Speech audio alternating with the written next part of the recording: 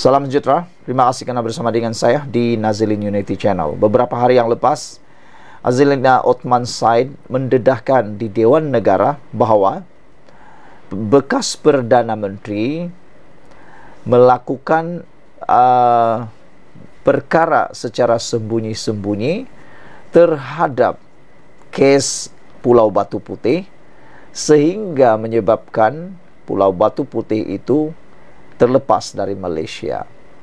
Pendedahan itu juga membawa kepada pendedahan daripada Azalina bahawa sekiranya bekas Perdana Menteri itu tidak hadir apabila dipanggil dalam RCI, bekas Perdana Menteri itu boleh ditangkap, kata Azalina Othman Said. Sebelum itu, RCI telah ditubuhkan untuk mengkaji semula berkaitan kes Pulau Batu Putih. Akhirnya, Effendi tampil mengesahkan tidak dirujuk batal rayuan isu Batu Putih. Siapa Effendi dalam kes ini? Bekas Peguam Negara. Effendi ialah bekas Peguam Negara yang mengesahkan beliau tidak dirujuk oleh Tun Dr. Mahathir Mohamad ketika kerajaan menarik balik permohonan membatalkan keputusan Mahkamah Keadilan Antarabangsa ICJ menganugerahkan Batu Putih kepada Singapura 6 tahun lalu. Beliau juga mengesahkan apa yang didedahkan Menteri di Jabatan Perdana Menteri, Undang-Undang dan Reformasi Institusi, Datuk Seri Azalina Othman Said di Dewan Negara kemarin berhubung isu Batu Putih adalah benar. Apa yang didedahkan adalah benar. Saya tak mahu komen lebih, tapi saya bersedia untuk beri keterangan kepada Suruhanjaya Siasatan Diraja RCI yang diketuai bekas Ketua Hakim Negara Tun Mat Raus Sharif.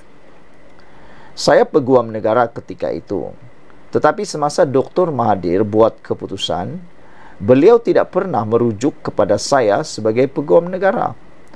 Malah masa itu saya telah dipaksa untuk bercuti selama 30 hari oleh Ketua Setiausaha Negara pada masa itu, dedah Effendi lagi. Semasa saya berada dalam garden leave itu, perkhidmatan saya ditamatkan sebelum habis tempoh bercuti, katanya semalam. Mohamed Apandi dilantik sebagai Peguam Negara pada Julai 2015 mengambil alih tugas daripada Tan Sri Abdul Ghani Patail yang ditamatkan khidmat berkuat kuasa 27 Julai tahun sama atas sebab kesihatan. Khidmat Mohamed Apandi bagaimanapun ditamatkan kerajaan pada Jun 2018. Peguam negara baharu bagi menggantikan beliau ialah peguam terkemuka Tan Sri Tommy Thomas yang dicadangkan oleh Dr. Mahathir, Perdana Menteri ketika itu. Kemarin Azalina ketika menggulung perbahasan di Dewan Negara menyatakan Perdana Menteri yang membuat keputusan secara sembunyi adalah individu yang bertanggung jawab menyebabkan Malaysia kehilangan Batu Putih dalam proses rayuan di Mahkamah Antarabangsa. Kata menteri itu lagi, Perdana Menteri ketika itu membuat keputusan secara bersendirian tanpa sesiapa mengetahuinya, termasuk peguam negara yang bercuti ketika itu. Peguam negara cuti 4 hari garden leave, dipaksa cuti. Tidak ada siapa tahu.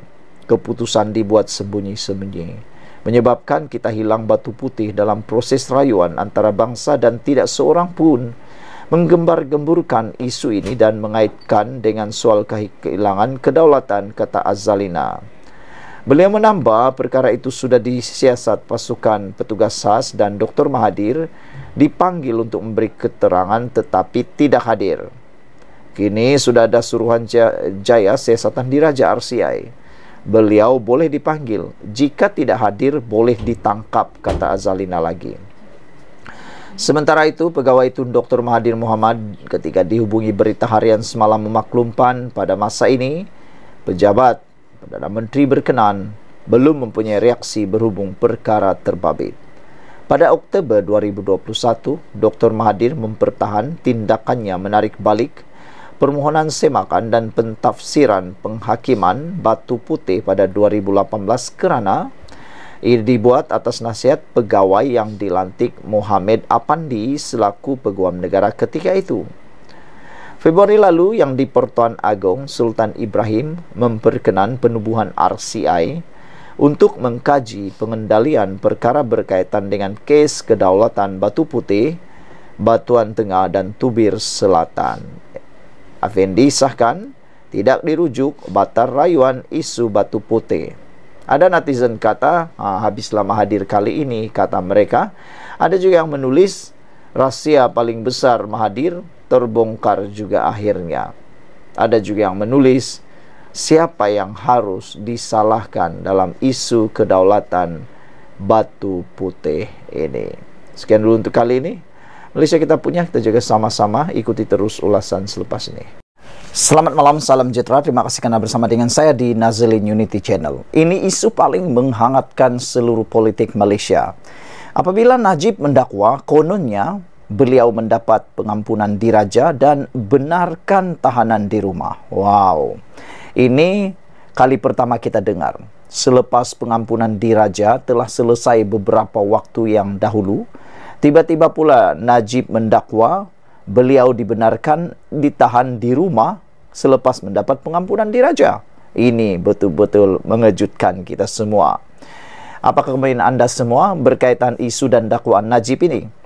Datuk Seri Najib Razak mendakwa bahagian tambahan atau titah addendum dalam pengampunan diraja oleh Yang di-Pertuan Agong yang ke-16, Al-Sultan Abdullah Riyatuddin Al-Mustafa Bilal Shah, membenarkannya untuk menghabiskan baki hukuman penjara 6 tahun dengan tahanan di rumah. Najib membuat dakwaan itu apabila memfailkan permohonan bagi mendapatkan kebenaran semakan kehakiman titah addendum atau tambahan titah Al-Sultan Abdullah Riyatuddin Al-Mustafa Bilal Shah di Mahkamah Tinggi di sini pada 1 April lalu menerusi firma guaman Tetuan Syafi & Co. Beliau menamakan Menteri Dalam Negeri, Komisioner Jeneral Penjara, Peguam Negara, Lembaga Pengampunan Wilayah Persekutuan Kuala Lumpur, Labuan dan Putrajaya, Menteri di Jabatan Perdana Menteri, Undang-Undang dan Reformasi Institusi, Ketua Pengarah Bahagian Hal Ehwal Undang-Undang di JPM dan Kerajaan Malaysia sebagai responden pertama hingga ke-7. Dalam notis permohonan yang dimuat turun melalui sistem carian mahkamah, Najib memohon perintah untuk semua atau seorang responden melaksanakan titah Al-Sultan Abdullah dengan serta-merta memindahkan beliau dari penjara Kajang ke kediamannya. Bekas Perdana Menteri itu kemudian akan menjalani baki hukuman penjaranya di bawah tahanan rumah jika titah addendum berkenan wujud. Najib juga memohon satu perintah supaya semua atau seorang responden memberi salinan titah utama dan addendum yang dititahkan Al-Sultan Abdullah pada 29 Januari lalu. Beliau memaklumkan melalui surat bertulis kepada Al-Sultan Abdullah pada 25 Mac lalu mengenai niatnya memfailkan notis permohonan semakan kehakiman terhadap pihak berkuasa yang relevan berkenan titah terbabit. Ia kerana pada 29 Januari 2024, Tuanku Al-Sultan Abdullah adalah Yang di-Pertuan Agong yang ke-16 dan saya mengambil langkah sebagai rafaq sembah hormat tertinggi saya.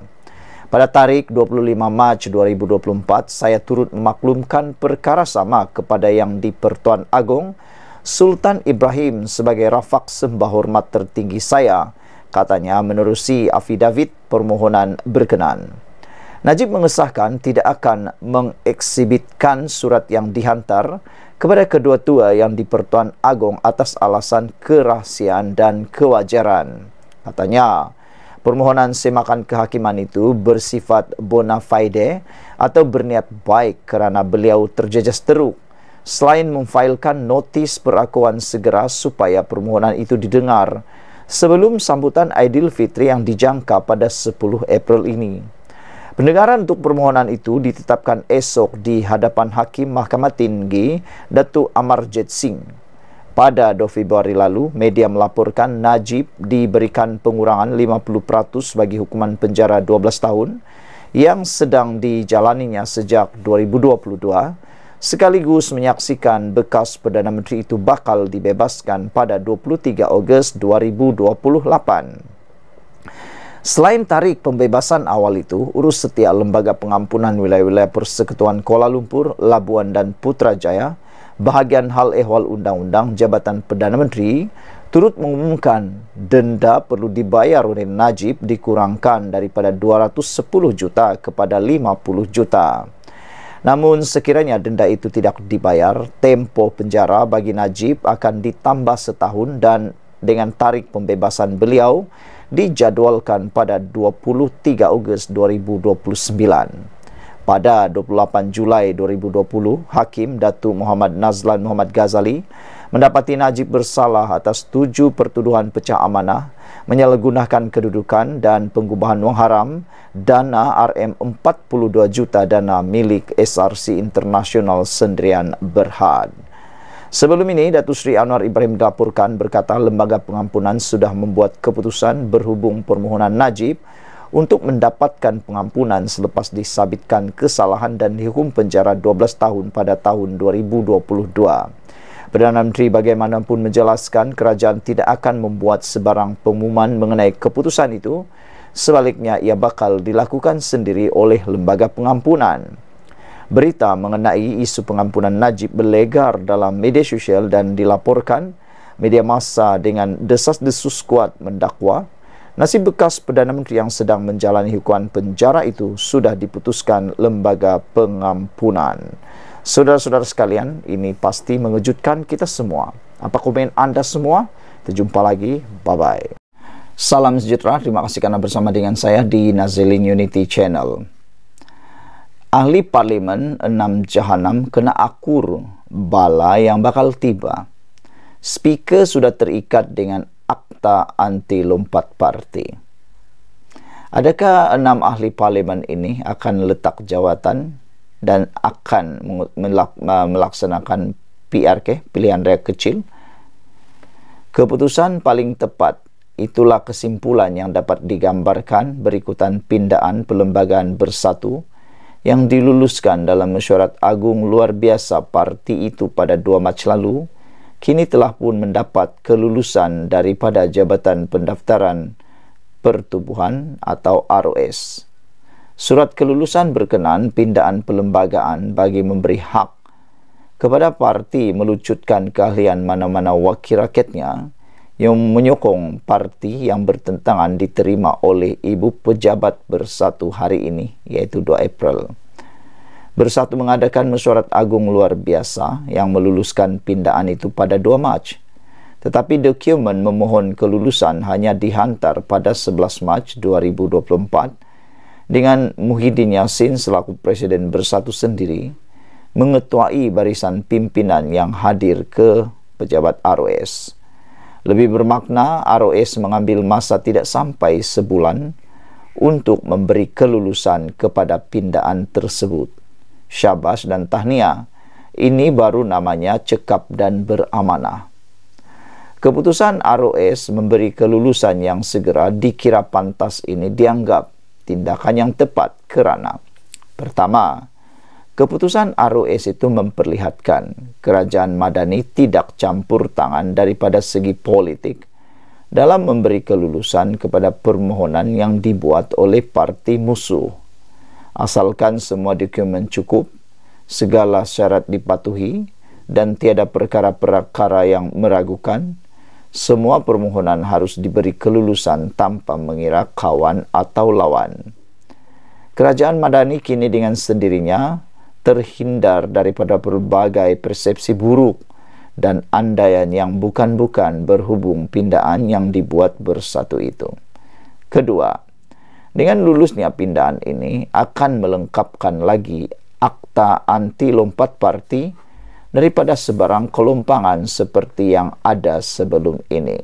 Artinya, tiada lagi wakil rakyat khususnya daripada Bersatu yang boleh mengalihkan sokongan sesuka hati demi manfaat peribadi, dan ini akan menjadikan dunia politik Malaysia lebih bersih daripada segala kekotoran yang disengajakan. Ketiga, secara tidak langsung ini menunjukkan kerajaan Madani tidak bergantung sangat kepada sokongan 6 ahli parlimen Bersatu atau dipanggil 6 Jahanam yang telah mengalihkan sokongan itu untuk memastikannya kekal sebagai kerajaan.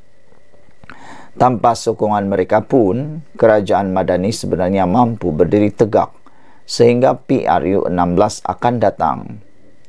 Apa yang dijangka akan dilakukan Bersatu selepas ini ialah mengurus surat kepada 6 ahli parlimen berkenaan berhubung pendirian politik mereka. Jika mereka kembali menyokong PN, maka kekallah kerusi parlimen yang dipegang sekarang. Tetapi jika mereka kekal dengan pendirian menyokong kerajaan Madani, walaupun tarikh berkuat kuasanya pindaan itu ialah 1 April, kedudukan mereka sebagai ahli parlimen secara otomatik akan tergugur. Sebabnya, surat yang bakal dihantar oleh Bersatu nanti pastinya bertarikh selepas 1 April. Begitu juga jawapan balas daripada ke-6 ahli parlimen terbabit juga bertarikh selepas 1 April. Jawapan yang akan diberikan oleh mereka itulah nanti yang akan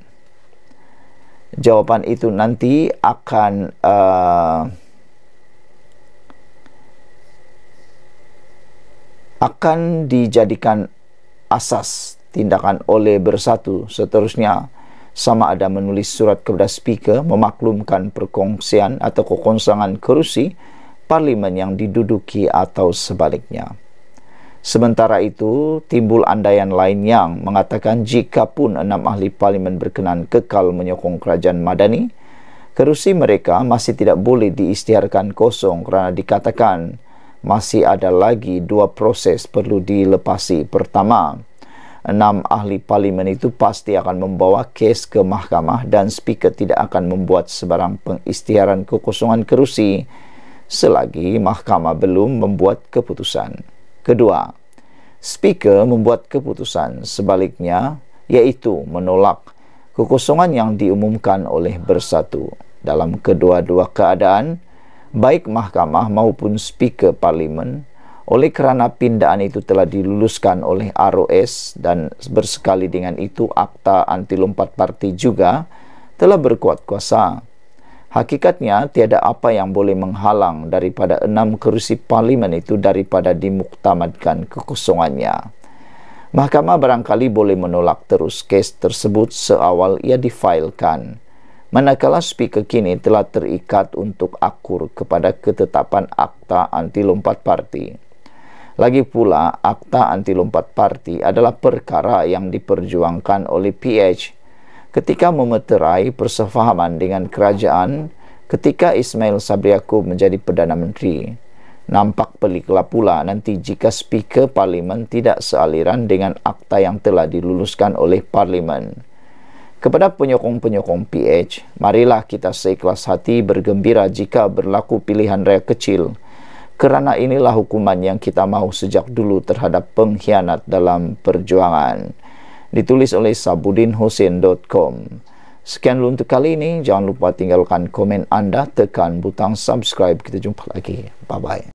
Salam sejahtera. Terima kasih kerana bersama dengan saya di Nazlin Unity Channel. Keputusan daripada Anwar Ibrahim hari ini amat disokong oleh rakyat Malaysia, menggemparkan seluruh menteri, seluruh kementerian kabinet yang ada di Malaysia. Ini apabila Anwar Ibrahim kata tiada rumah terbuka Aidilfitri di Seri Perdana tahun ini. Ramai netizen yang gembira dengan keputusan Datuk Seri Anwar Ibrahim ini, kerana kata netizen, setiap kali rumah terbuka dibuat di Seri Perdana maupun di pejabat-pejabat kerajaan, dari mana persoalan netizen, dari mana peruntukan itu dan dari mana uang itu, kata mereka. Kecualilah kalau uang itu hasil daripada derma kutipan sumbangan daripada staf-staf di kementerian itu maupun di pejabat-pejabat kerajaan itu, kata mereka. Tapi kalau menggunakan uang daripada kerajaan, ramai rakyat dan netizen mempersoal. Mereka kata sudah-sudahlah guna duit kerajaan untuk meraih keuntungan peribadi, kata mereka, termasuklah mahu mendapatkan nama, mahu mendapatkan publicity, murahan, kata netizen. Oleh sebab itu, mereka menyokong tindakan keputusan Datuk Seri Anwar Ibrahim meniadakan rumah terbuka Aidilfitri di Seri Perdana tahun ini. Kerana duit yang digunakan untuk rumah terbuka itu, sebenarnya, kata netizen, kalau sampai 1 juta, kalau sampai 100 ribu, 200 ribu, 300 ribu, 400 ribu, 500 ribu, dan kalau begitu banyak apabila dikumpul-kumpul ke semuanya, kata mereka lebih baik uang itu diserahkan kepada orang miskin, membantu orang yang lebih perlu, kata mereka lagi. Hari ini, Datuk Seri Anwar Ibrahim mengumumkan bahawa beliau tidak akan menganjurkan majlis rumah terbuka Aidilfitri di Seri Perdana tahun ini. Syabas Datuk Seri Anwar Ibrahim atas keputusan luar biasa ini. Cukup-cukuplah pembaziran uang, kata netizen. Cukup-cukuplah menggunakan uang rakyat untuk menarik undi ataupun untuk meraih publicity saja, kata mereka. Datuk Seri Anwar Ibrahim dilihat lebih bijak kerana dia dapat tahu, dia dapat mengerti bahawa publicity yang lebih mudah, lebih baik, lebih afdal, lebih berkekalan, lebih bertahan lama ialah melakukan pekerjaan dengan baik, memajukan Malaysia dan membantu orang miskin, itu lebih kekal. Kata Anwar Ibrahim, sebaliknya, beliau berkata beliau akan mengikuti dan menghadiri majlis di negeri-negeri yang dianjurkan oleh menteri-menteri. Jadi tiadalah double-double kan, cukuplah di negeri, tak perlulah di Seri Perdana. Untuk sambutan Aidilfitri, saya tidak buat majlis besar-besaran di kompleks Seri Perdana. Sebaliknya, saya akan mengikuti dan menghadiri majlis di negeri-negeri yang dianjurkan oleh menteri-menteri. Katanya berucap pada majlis perhimpunan bulanan bersama warga Kementerian Kewangan hari ini. Yang turut hadir Menteri Kewangan 2 Datuk Seri Amir Hamzah Azizan, Timbalan Menteri Kewangan Lim Hui Ying, dan Ketua Pengarah Kastam Datuk Anis Rizana Muhammad Zainuddin. Anwar yang juga Menteri Kewangan mengingatkan agensi kerajaan supaya lebih berhemat dan menganjurkan majlis raya yang sederhana. Sila jangan berlumba-lumba untuk menganjurkan majlis yang lebih besar dan mewah. Itu bukan duit anda pun, kata beliau lagi.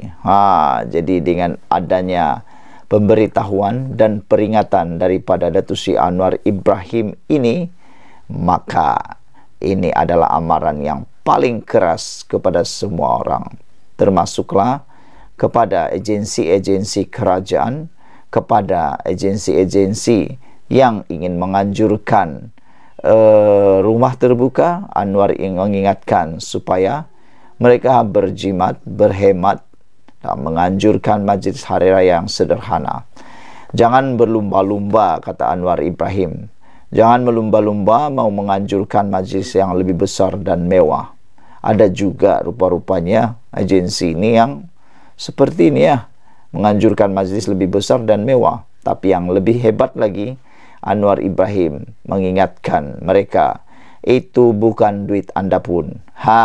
Nanti bikin malu kan? Okey. Kita sokong apa yang dinyatakan oleh Anwar Ibrahim. Sekian dulu untuk kali ini. Jangan lupa tinggalkan komen, anda tekan butang subscribe. Bye-bye. Salam sejahtera. Terima kasih kerana bersama dengan saya di Nazilin Unity Channel. Saudara-saudara sekalian, Anwar Ibrahim mengeluarkan satu lagi kenyataan yang pastinya akan meruntun hati, jiwa dan kalbu para walaun penyokong Perikatan Nasional. Ini apabila Anwar Ibrahim, Perdana Menteri Malaysia, prihatin dengan pembangunan negeri pimpinan Perikatan Nasional. Kalau anda merasa bahawa Datuk Seri Anwar Ibrahim menganaktirikan negeri di bawah pimpinan Perikatan Nasional, itu adalah sebenarnya bohong. Kerana Perdana Menteri Datuk Seri Anwar Ibrahim sangat mengambil berat tentang pembangunan negeri di bawah pimpinan Perikatan Nasional. Beliau tidak pernah meninggalkan negeri-negeri yang dipimpin oleh Perikatan Nasional. Tetapi kadangkala para pemimpin di kawasan negeri pimpinan Perikatan Nasional lah yang seringkali menjauhkan diri daripada Anwar Ibrahim. Perdana Menteri Datuk Seri Anwar Ibrahim prihatin terhadap pembangunan yang dikuasai Perikatan Nasional PN telah menghadiri taklimat pembangunan Perlis ketika mengadakan lawatan kerja ke negeri tersebut bagi meninjau pembangunan Perlis. Beliau yang tiba pada jam 3 petang kemarin menghadiri taklimat pembangunan Perlis bersama Menteri Besar Muhammad Sukri Ramli di Kompleks Dewan Undangan Negeri Dun Perlis. Turut hadir ahli Majlis Mesyuarat Kerajaan Negeri Exco Mufti Perlis, Datuk Dr. Muhammad Asri Zainul Abidin dan Barisan Pentadbiran Kanan Negeri. Dalam pertemuan lebih 1 jam itu, Anwar diberikan taklimat berkaitan projek pembangunan persekutuan yang sedang dilaksanakan di seluruh negeri. Perdana Menteri kemudian mengadakan tinjauan mesra di Bazar Ramadan Persiaran Wawasan sebelum hadir ke majlis berbuka puasa Madani di Masjid Nurul Huda Felda Cuping. Saudara-saudara sekalian, dengan ini ianya menunjukkan Datuk Seri Anwar Ibrahim tidak pernah menganaktirikan mana-mana negeri di Malaysia, termasuklah kerajaan yang dipimpin oleh Perikatan Nasional Pembangkang. Namun saudara, lebih mengejutkan lagi apabila pendaftaran padu ditutup kemarin, akhirnya data menunjukkan Perlis Kelantan adalah negeri yang paling ramai, paling tinggi mendaftar padu tersebut. Dalam media sosial juga gempar apabila beberapa pempengaruh cyber trooper yang sebelum ini cuba meracun para penyokong Perikatan Nasional supaya tidak mengisi padu, akhirnya sendiri termakan racun tersebut apabila mereka turut mengisi padu, kerana risau tidak mendapat bantuan.